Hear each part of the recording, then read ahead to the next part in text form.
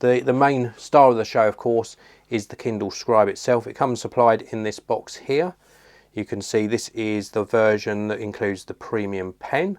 There are different capacities available, 16, 32 or 64 gigabytes. This is the middle capacity at 32 gigabytes. Also inside the box we do get the following bits and pieces.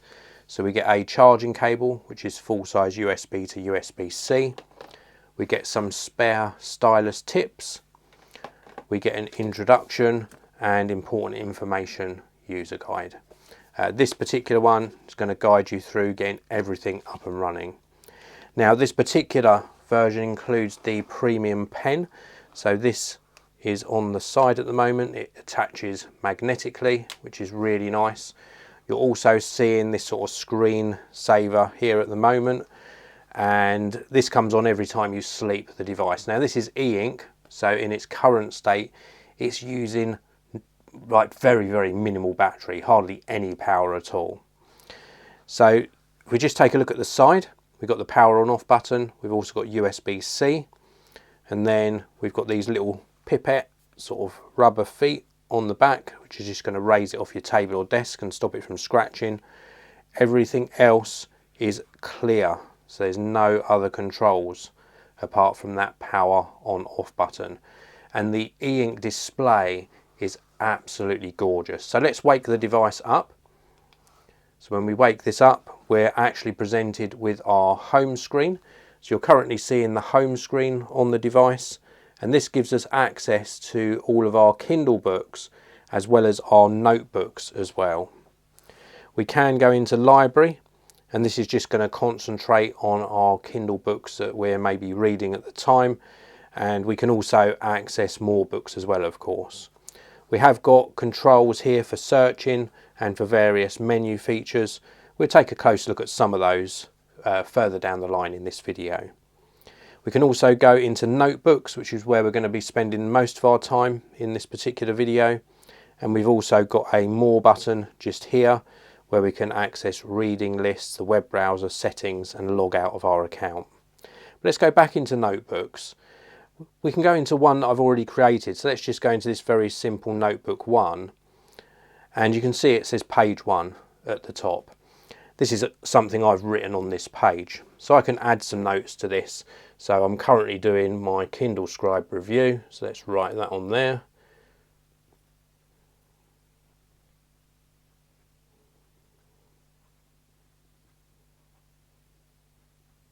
If I make a mistake, then I can go back and it will take that mistake out, and then I can correct it.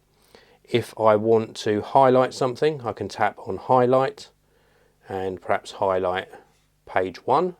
So that's now highlighted. If I've made a really bad mistake, I can go into eraser and maybe erase the word review. If I want to move something, I can lasso it and I can move that to somewhere else on the page. Very simple controls that work extremely well.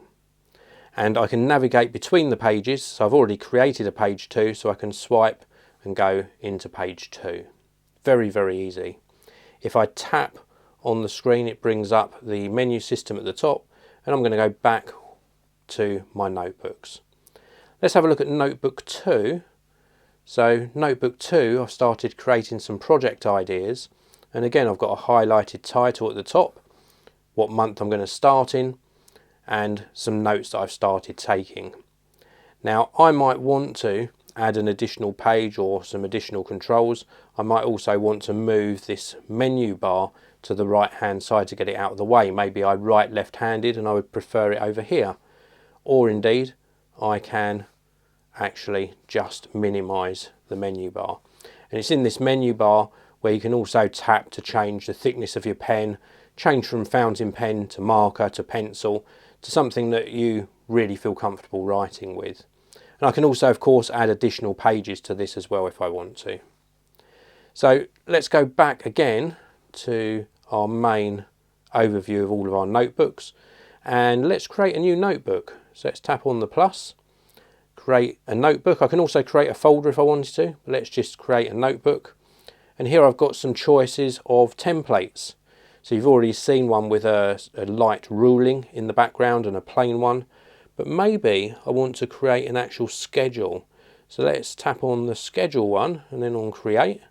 I can of course title these as well, and this is giving me an hourly schedule.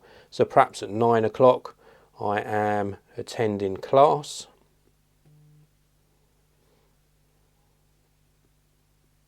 I've made a mistake there. Let's just go back and correct that. This is the beauty of digital note taking. Maybe at 11 o'clock I've got a study break.